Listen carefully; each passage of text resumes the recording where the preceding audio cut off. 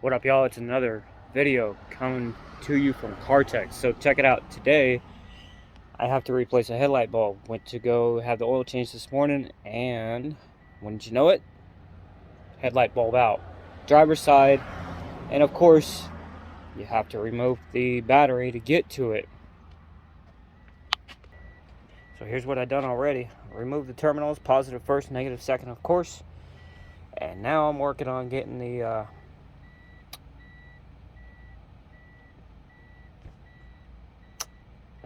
whole bolt out. Alright, so you're going to want to remove the dust cap that's on there. Sorry for the crappy quality here. And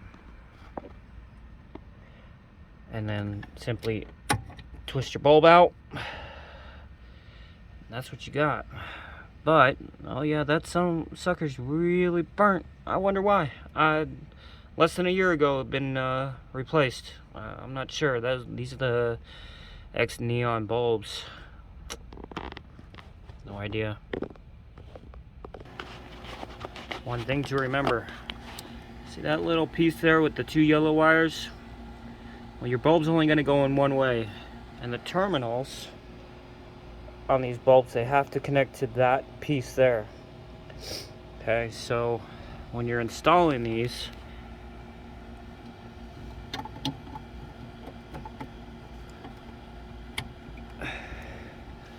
simply just like that.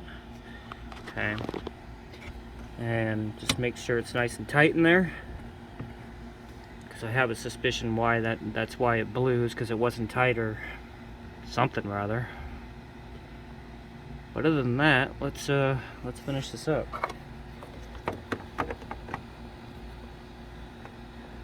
Reinstall the dust cap.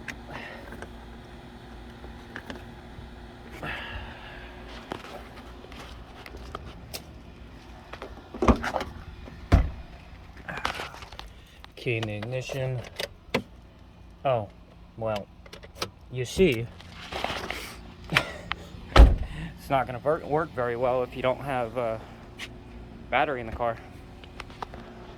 So what I did is I just took my stock ones that I had pulled out before when I replaced it with the neon ones, and reinstalled it until I can get a new set of the neon ones. Hopefully manufacturer will cover that, because I've had these, run these in all my cars, and they never had any issues. Probably about 3 years of running them and never had one burn out. So I'm not sure what's going on. Maybe manufacturer defect. Anyways, we're going to reconnect the battery here and keep on going. Go ahead and reinstall your mount, if this thing would focus.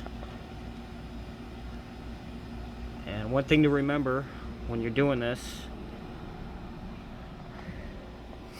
is negative first, positive second, of course. But when you're tightening down the bolt, make sure to not come in contact with both of these terminals at one point, or at all if you can help it, especially when using a cheap roll ratchet with no insulation on it. Alright, battery terminals are reconnected. Let's go ahead and try it out, make sure it works before we call it a day here.